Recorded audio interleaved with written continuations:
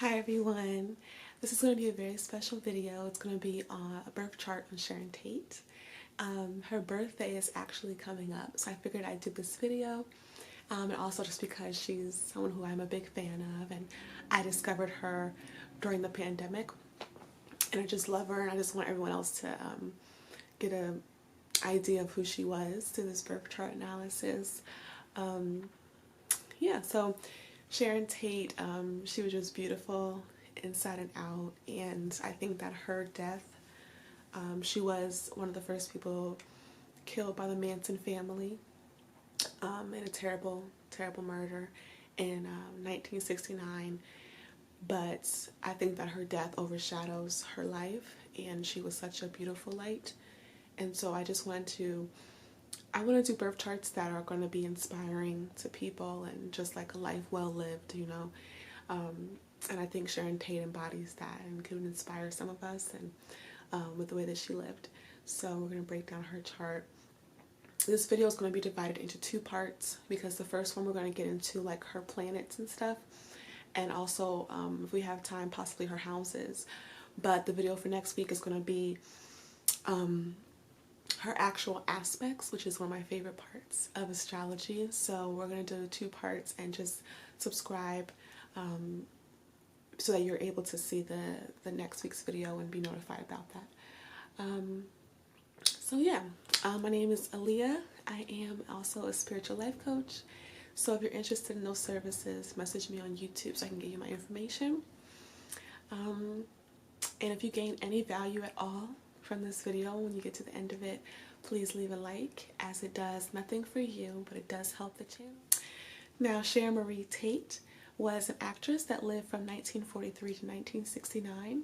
She was 26 years old at the time of her passing, and she was also pregnant and married to director Roman Polanski. So we're going to get into her beautiful life. Her birthday was January 24th, which is why I wanted to do this video as well, is because I've been thinking about her a lot because her birthday is coming up. She was born in Dallas, Texas on January 24th in 1943, making her an Aquarius sun. Aquarians are known for their progressive ideals and their innovation, and just the fact that they're so individual, like they're such individuals, but they have this love for humanity and wanting to be a part of progressing it forward. But yet they have this very, I guess you can say, kind of introverted kind of nature, but there's this also a free-spiritedness, and it just makes them very refreshingly unique of a sun sign. So if that's your sun sign, go ahead and rep it down below. And so your sun sign obviously is who you strive to be in this life, and it's everything that your chart entails. It's like it's leading you to be this kind of the positive manifestation of what that sun sign represents. And I would say Sharon was for sure an Aquarius, for sure. So let's get into her actual chart. Sharon had her moon sign in Virgo, and your moon is obviously who you are at your emotional nature, at your core, and it's how you react to things. So like your reactivity, like your first instinct to react would be like coming from your moon sign's perspective. And so to have this energy, the Virgo and your moon sign, it would mean she was very hardworking, very practical, and really had no issue with getting to the process of things in order to reach her goal.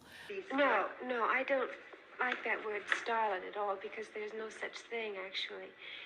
I feel, at least in my estimation, that every person, if they want to be an actress, if they want to stay in the acting world, which is a pretty tough world, before you even make an appearance, it's very necessary to learn your craft first and take as much time and do as much as you can. And so I wasn't upset at all. I was making myself prepared. You did never feel like a prisoner that you wanted to Not really, because I felt that if you're serious about it, it's a lot of hard work. If not, you play and you get absolutely nowhere at all. They have no problem doing that. Virgos are very hardworking people, and they love to have goals, and they're very goal-oriented. They're also known to be health conscious and also a little anxious. They have nervous energy, kind of in excess because they are someone who needs to always be doing something.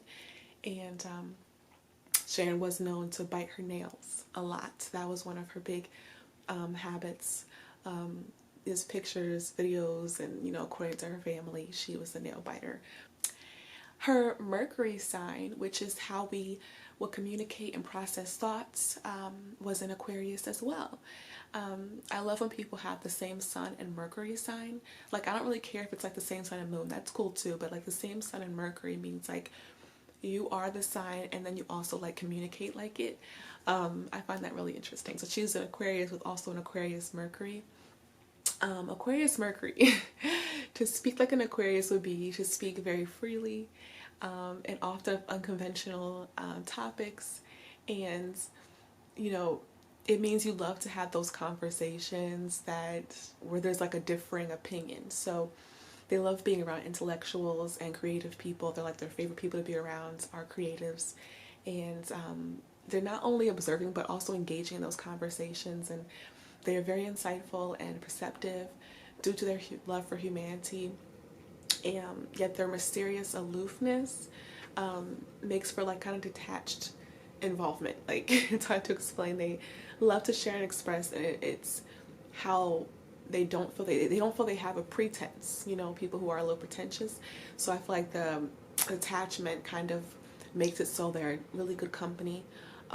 They don't feel the need to make things be comfortable all the time. They like to have those difficult conversations, really interesting conversations, and have a lot of interesting things to say.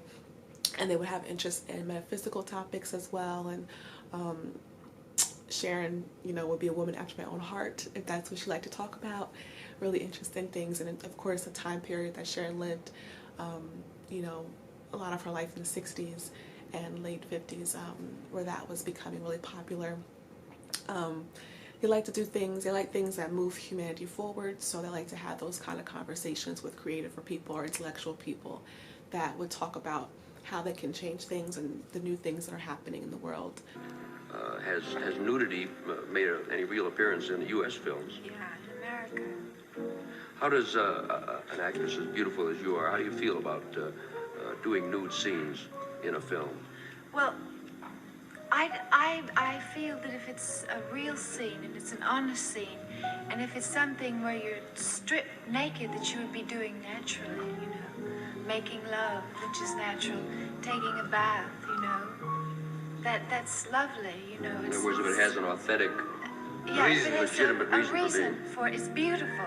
But if it's contrived, then it becomes vulgar.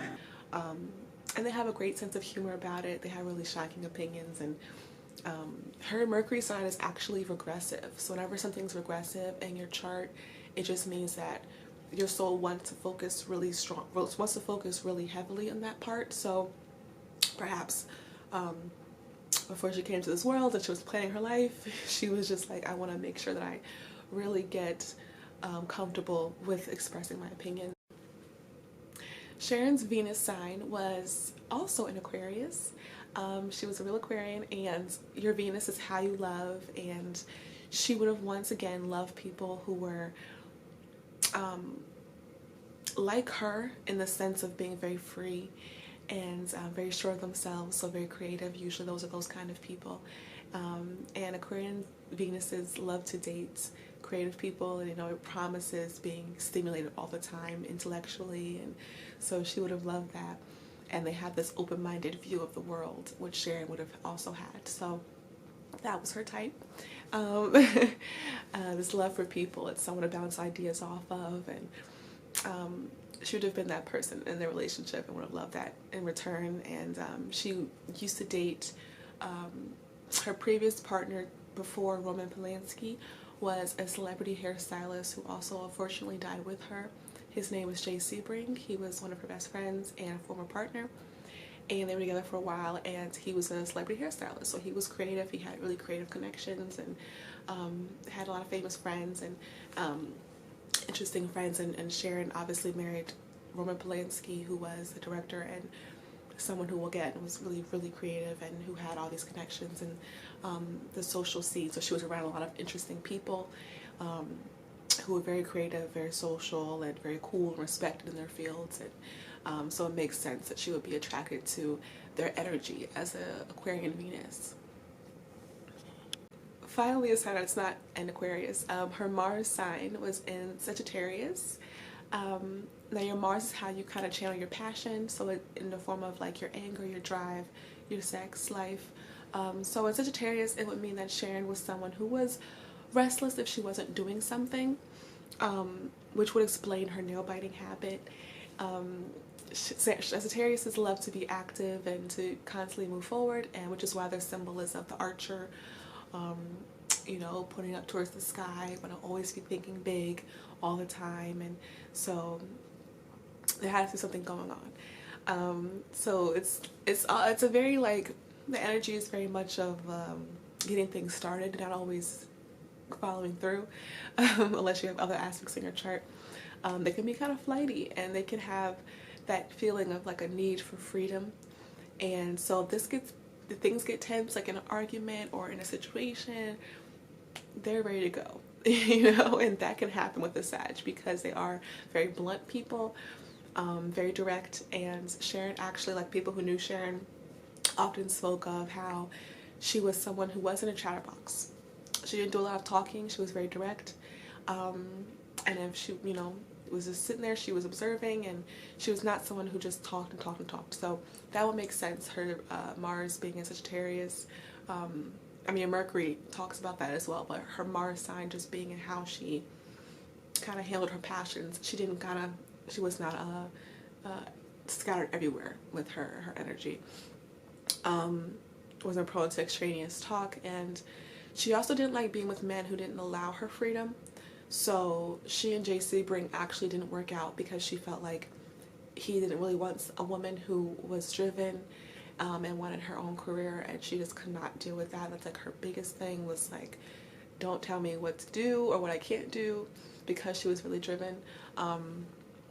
So she's really interesting how her Mars would reflect that. You know, she's like, you're not going to tell me I can't have freedom. And that's like the true energy of a Sagittarius. So that being in her Mars sign really makes sense. And next we have Jupiter.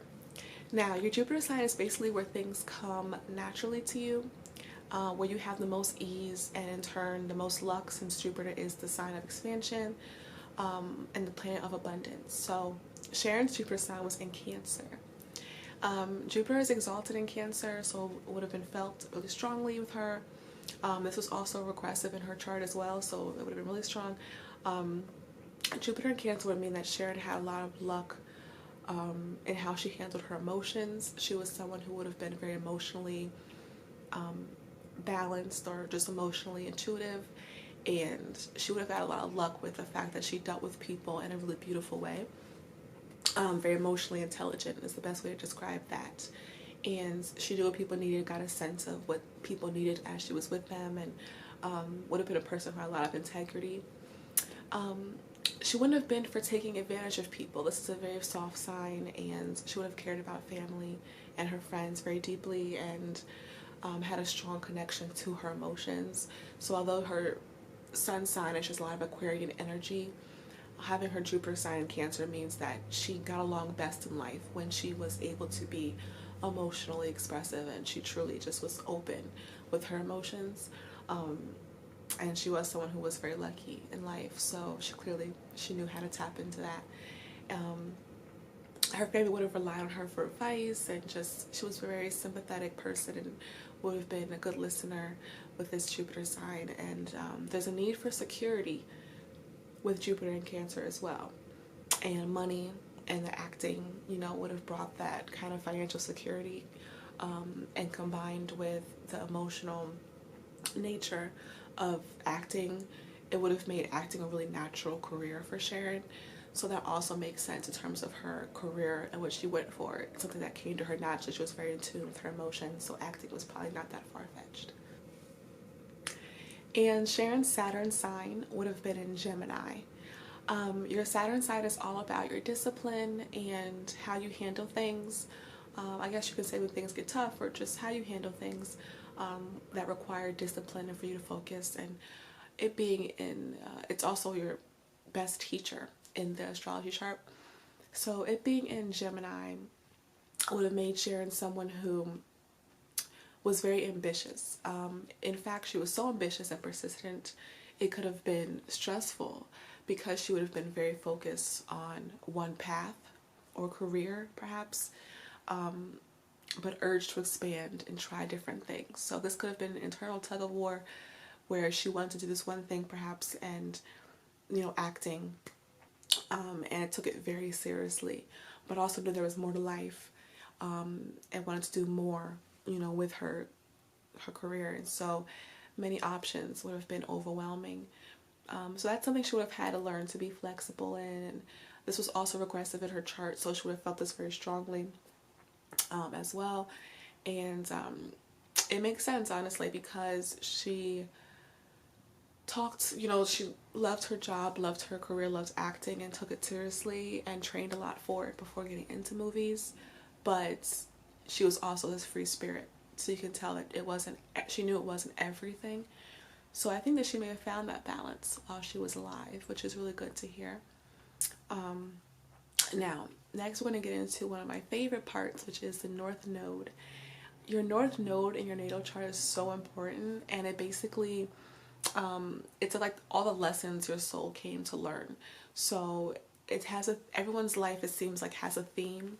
And like, our souls, is my belief, before we come to this earth, we pick out a theme for our chart. So there's a lot of different things that are going to happen, but this is going to be the overall theme. So that's what the North Node is to me.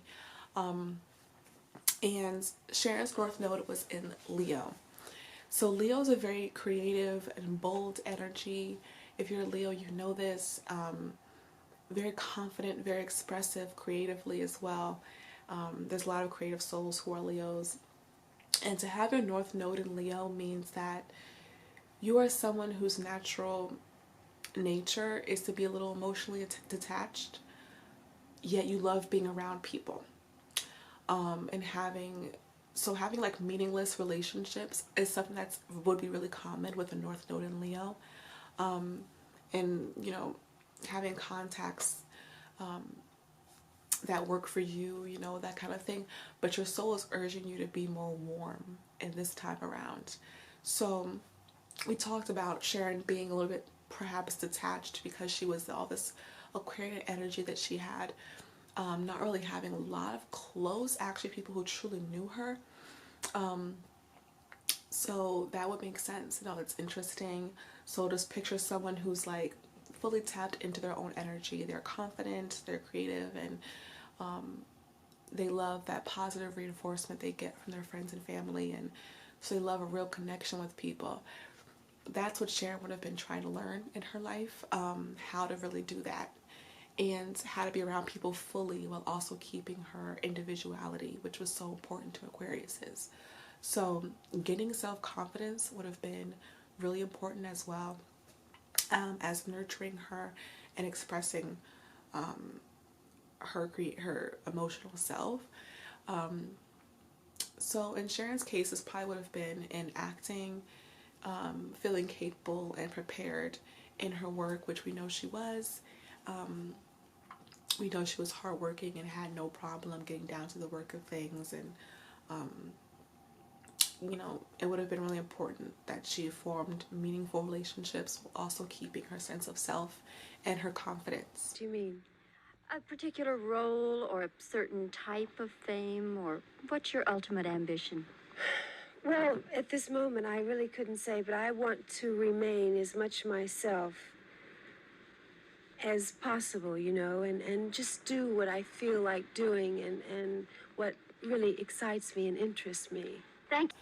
So we know, like, in her life, people she dated, J.C. Bring, Roman Polanski, they're very social. They always entertained people at their homes, and you can tell she loved being around people. I believe she had a really few close friends, but everyone else may have just been acquaintances, honestly. And to have those few really close relationships and at the same time be known for her confidence on camera would have meant that she probably did fulfill her mission.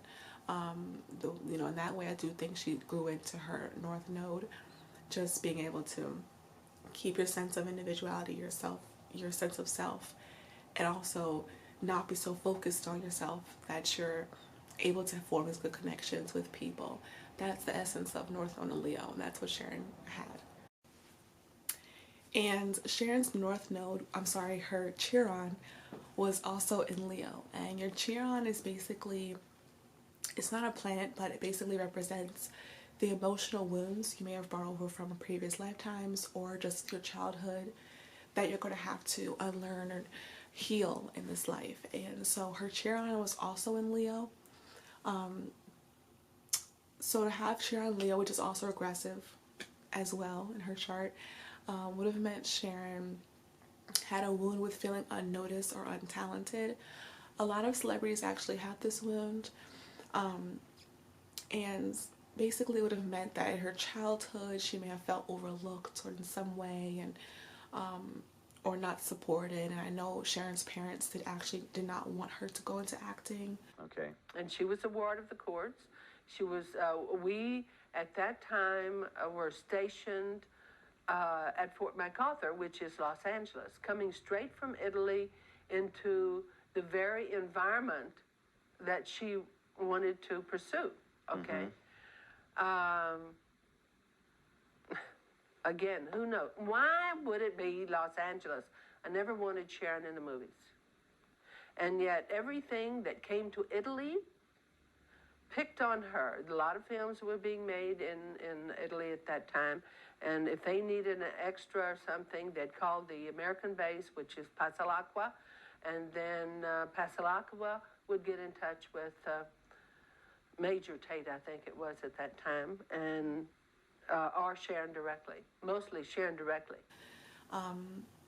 She always had an interest in it and always had an interest in modeling and that kind of thing. And Sharon's parents really weren't that, happy about it. They support her, but probably not really, Her father was a military man, and so Sharon may have felt a little misunderstood. He was very protective over her, as well as her mother. And, as she aged, she may have strived for that spotlight attention, and the need for fame would have felt, or would have possibly, another way of this manifesting is you feeling embarrassed by your fame and attention. And Sharon's husband actually once noted that he got the sense that she was embarrassed by all of her beauty. And Sharon herself actually spoke about not really caring about fame and just being grateful for what she already had, and not really caring for more than that. She had a very free-spirited approach to life, and so I feel the second manifestation makes more sense for Sharon's overall chart, just like not someone who had a big need for fame, but it would have been someone who got it really easily, or got a lot of attention really easily, naturally, and was a little bit embarrassed by it because she didn't grow up with that kind of focused attention on her interests. So yeah, I think that makes more sense. Understanding she had worth outside of money and fame, and that kind of talent and looks would have been very important for her emotional well-being. And her Chiron is actually in her second house, which is the house of like money and possessions. So she would have really clung to her money.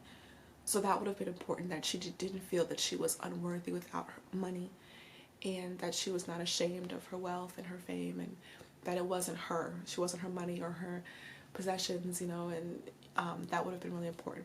So we see that confidence continues to be a theme. It seems very important for her soul, that she loved her individuality without anything else. Now the more lighthearted parts. So her ascendant, Sharon's ascendant, her rising sign, aka, was in Cancer. Cancer risings are known for their very soft features and very expressive eyes, and they typically have like a rounded face or doe eyes. For example, Lisa Bonet was a Cancer rising, or is a Cancer rising, and you can see this in all of her face, that she just has that really soft feminine appeal, really doe eyes, which she's known for. And they're also emotionally, they're very sensitive to their environment, and they don't like to make a big deal upon entrance. So like gliding through a crowd, you know, all like sexy is like not their thing. They'd rather just kind of like not be noticed, and it's very like crab-like, which is what a Cancer sign represents, the crab. They feel more comfortable at like home or just in home-like environments. They could appear shy upon meeting them, and they could be seen as very loving people. Like people would see them and say like, oh, this person's probably like so full of love. Let's look at them. They just look so like feminine. And Sharon, that would have been how Sharon was seen. You know, Sharon had a lot of people she knew, but perhaps didn't truly know her. So they would have probably definitely associated her with her ascendant sign, which we do see a lot from like quotes from her friends, and they would say she was just like kindness in human form, basically, you know, like she was just a very gentle and loving soul. So Sharon's midheaven sign was in Aries. Now your midheaven is also how people see you, but in a different light. It's kind of like the difference between your midheaven and your ascendant is your ascendant is perhaps more appearance, but your midheaven and the energy there is more like the career someone would perceive you to have. And with her midheaven in Aries, Sharon would have been needed to do passionate work, passionate creative work. As an actress, she probably felt really fulfilled. And Aries midheavens at a younger age, they struggle with that independence and going after what they want, which is like the energy of Aries. So initially she may have struggled with that, but she really had to have grown into that and that confidence as she aged. And it would have made her be seen as someone who was very independent, very assertive, who knew what she wanted, someone who had to work for herself and, like, you know, be a boss woman. That's Aries midheaven energy. Like, you have to do your own thing. You can't help it. It's like you're a true leader, a very ambitious person. Body beautiful, and you're a very lovely girl, and it's certainly good casting. But that's a label that most actresses don't like. Do you resent it? Well, I don't mind if I have a nice body or someone says I'm nice looking, but the whole tag put together, the conception of it, excuse me, is, I don't think very complimentary, because a lot of times it comes out the wrong way. Although this is passionate, it's not aggressive passion. And these people take other people's needs into account because it's how they were raised.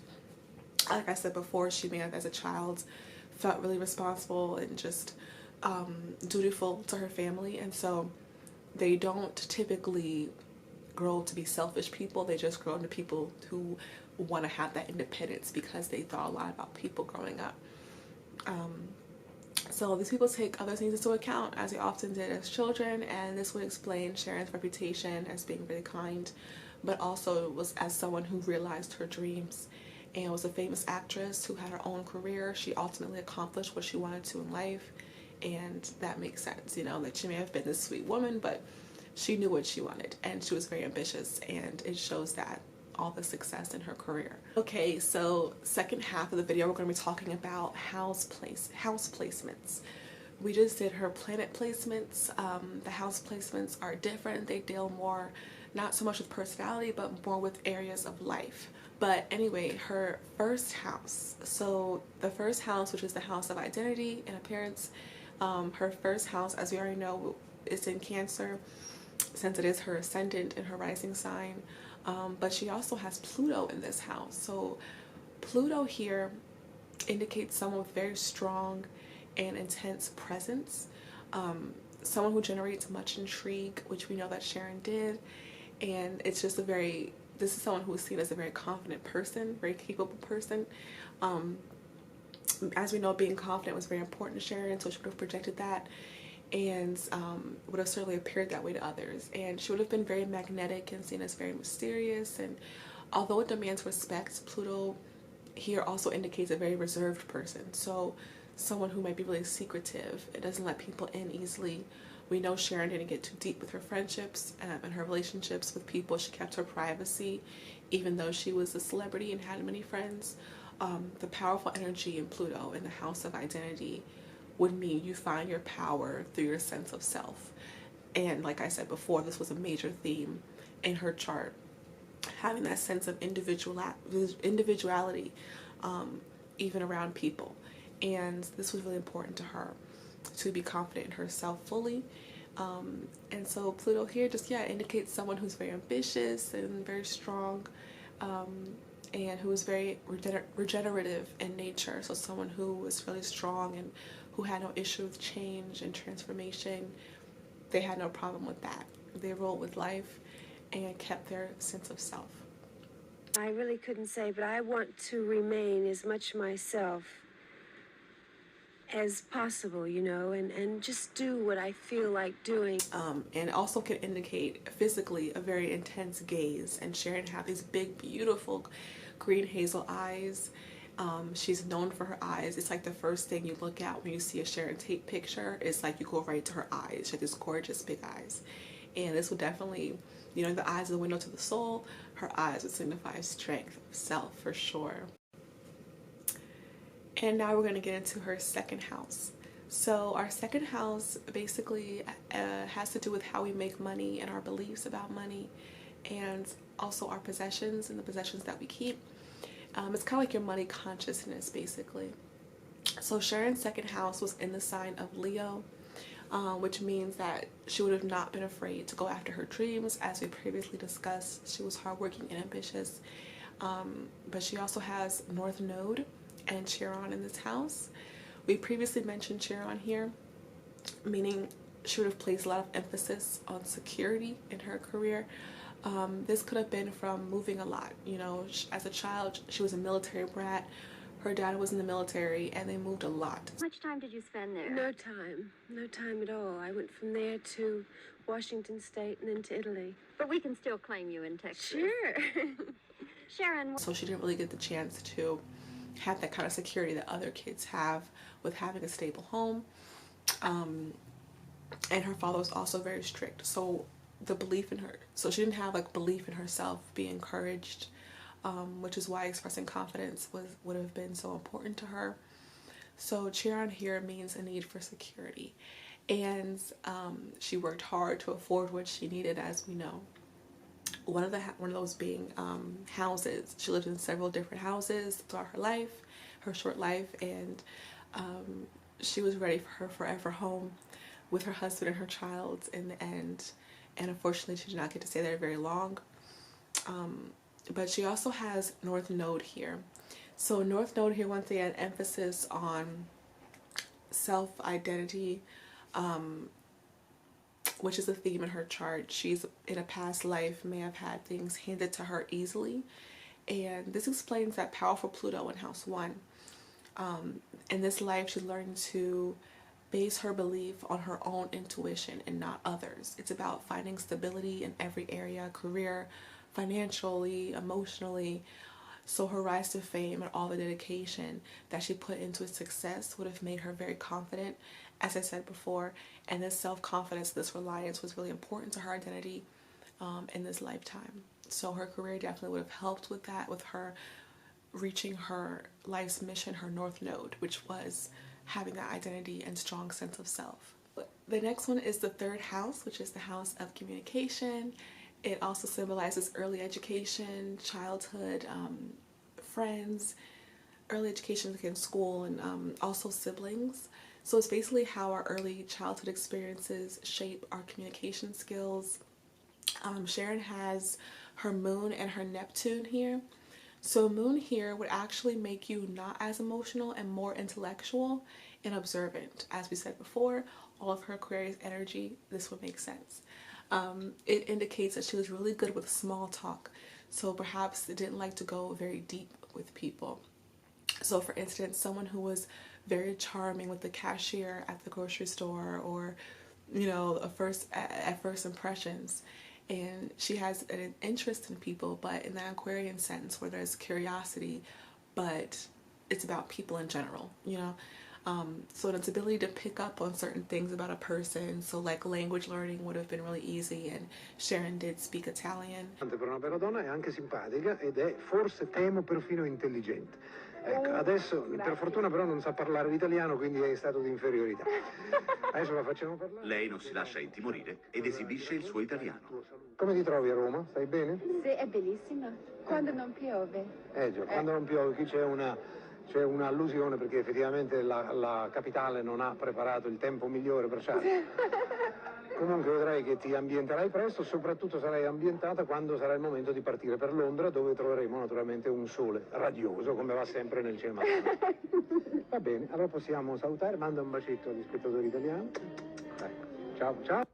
And it would make her really good with people. There's a need to be stimulated intellectually, and she probably loved being around people, as you said before, who were really intelligent and creative and had interesting things to teach. And identity is brought up here again, as the placement also indicates a need to be agreeable and relate to people. So very often with Moon in the 3rd house, it's all about other people. So standing true to one's belief is important because you have a tendency to also be emotionally swayed to what other people say and think. She also has Neptune here, which would mean that her inner world was very rich and very imaginative, and she daydreamed a lot, probably forgetful, always in the clouds kind of person. And Roman once said that she always forgot something when they went on vacation or went away and traveled. And this could have been someone who is passive to developing boundaries. So it kind of ties in with that Moon, so it makes sense. Moon is also here. So she would work hard, it would have been important that she work hard to maintain her sense of self and identity, because she could easily be caught up with people and their opinions. So Neptune is also the planet of hidden things, and someone could have been missing in her early childhood. We said that her father was military, so he was often away. So this just also indicates that as well. That would have influenced her and her sisters, and they were probably very dreamy, given the fact that the strict figure was not always home. And this is all channeled through the sign of Virgo. So this is a very disciplined sign. So there would have been nervous energy here, uncertainty about oneself when communicating with people, at least when young, because in her later interviews, she seemed very confident and sure of herself. So her 4th house was in Libra, but it has no planets, which would have indicated a relatively balanced home life. And her 5th house also it's how we enjoy life through the senses. So that was in Scorpio, also had no planets, indicating that she enjoyed getting into the mysteries of life in her free time. So she probably loved research and getting to the heart of things, and was interested in like occult type themes and mysticism, dark themes, that kind of thing, astrology probably. And or on the other side, she just liked factual information, just like learning things, and she liked collating knowledge, basically. So it brings it back to enjoying being stimulated intellectually. Her 6th house, which our 6th house is not our career. It's basically like how we handle the practical things of life, our jobs, or how we handle things around the house, our health. So like paying bills, taking care of yourself. Sharon's 6th house was in Sagittarius, the sign of Sagittarius, and contained the planet Mars. So Mars in 6th house means that she preferred to work alone and to be a leader and be a boss of herself. She would have been a very hard worker, and as previously mentioned, and in the sign Sagittarius, it means that she would have had excellent health as long as she was doing what she loved to do. So if she focused on her optimism, which was like you gain that when you're doing what you love, then she would have had perfect health. And also it will be worth mentioning that Roman often talked about how easily she fell into being married and being a wife. So all her friends and family talk about how that was something that came very naturally to her. Having Mars there would mean that she had no problem with that, with like practical affairs. It would have came really naturally to her. Next we have the 7th house. So the 7th house is the house of partnerships, and it's in the sign Capricorn in Sharon's chart, meaning the traditional ideal of marriage and family would have been important to her. As I said before, she was, in Roman's words, an excellent wife. And they talk about, like, her family often talks about how excited she was to have a baby and to be a family. She loved the traditional aspect of relationships and perhaps believed in loyalty very strongly. But with Capricorn here, there is an aloofness, and this isn't easy to get close to people. So with this placement, you know, she was in love and she was all in, but she also had this kind of aloofness. So when she was in love with you, she meant it and she was really serious because she didn't get close to just anybody, is what that basically means. She also has her son in this house. This indicates she was very charming and graceful, and she may have found a lot of her identity through her relationships. Once again, identity showing up as a theme. You will find in her chart overall. So she loved being around people and being in a relationship, and gained a lot of self-esteem through how much she could do for those she loved. And with Sun here, she would have needed to make sure that her partner was empowering, because she was prone to people pleasing to maintain harmony in her relationships. So yes, I said before, like, you know, keeping her sense of identity even when around people was essential. She also had Mercury here. So Mercury means, once again, that she needed that intellectually stimulating conversation and rapport with her partners, and as she herself was charming and stimulating. There's a lot of grace here, and if you hear Sharon talk, she had a beautiful speaking voice. Thinking of her as just sexy, I would stop and I would think, well, how is she mentally, and what moves this into that? And therefore, I don't really think of the characters as being a sex symbol or sex goddess or whatever you would like to call it. And Mercury here indicates that connections bring abundance to this person. So her connections to known, smart, and creative and successful people, she found intelligent, interesting, brought her a lot of success in her life, which is true. She had a lot of graceful connections. The partner of this person would need to be really intellectual, more than good looking. So Sharon talked often about Roman Polanski and how interesting and bright she found him, and is someone who's good with the public as well, which obviously in Sharon's case, she was a celebrity. She was really good with the public and with people.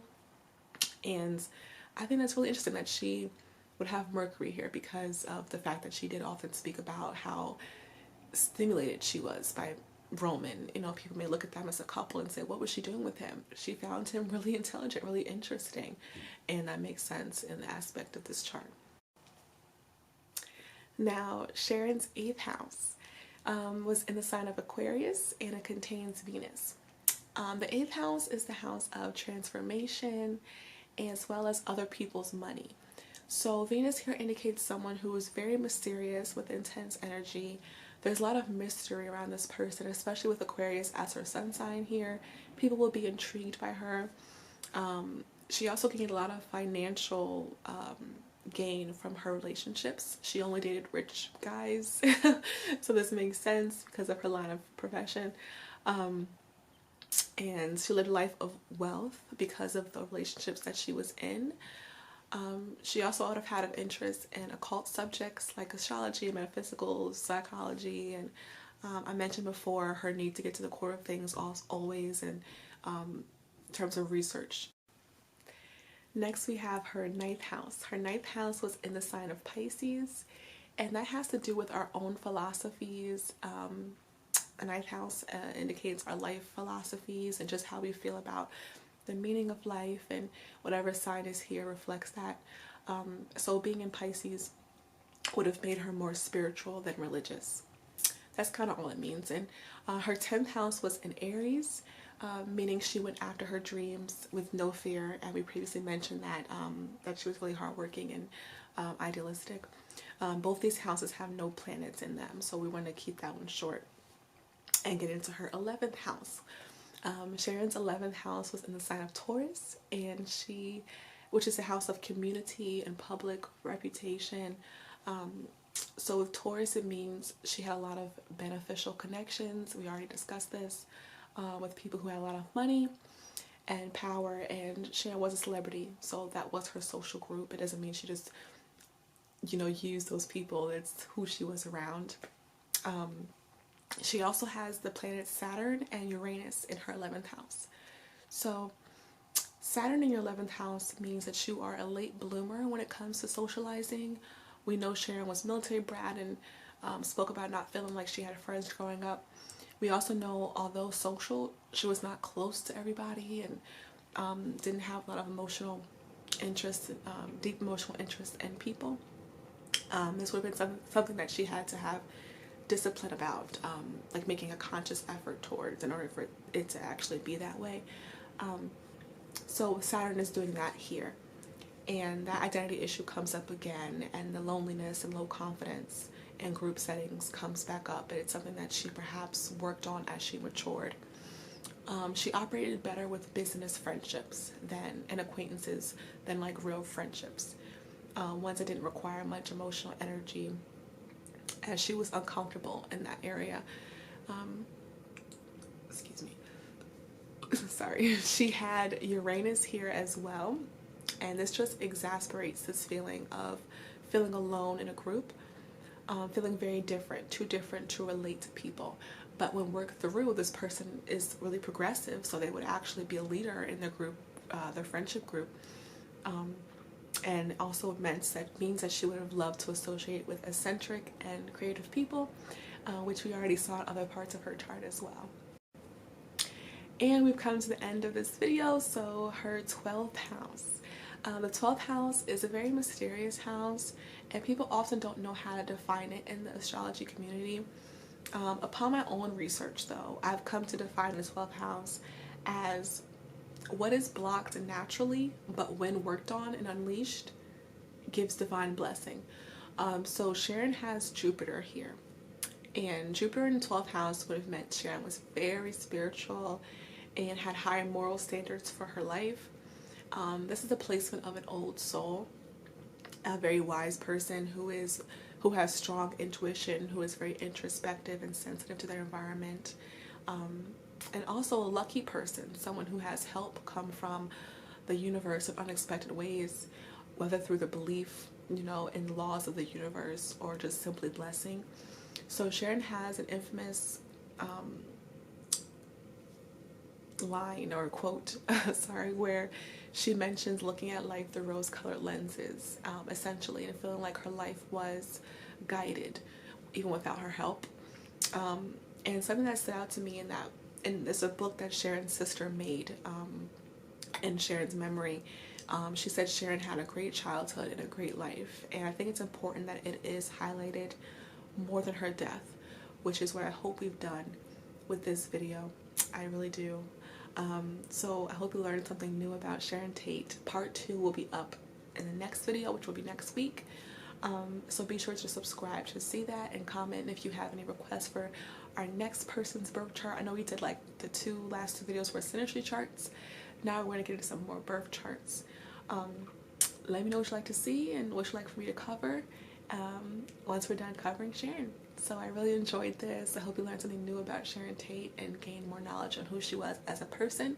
And part 2 will be getting into her astrological aspects. Besides your obvious beauty, of course. What? This is a mistake I think most young girls make when they want to go into an acting career. When a producer or somebody sees them, they have a fresh, natural quality that no one has touched. It's something that's them.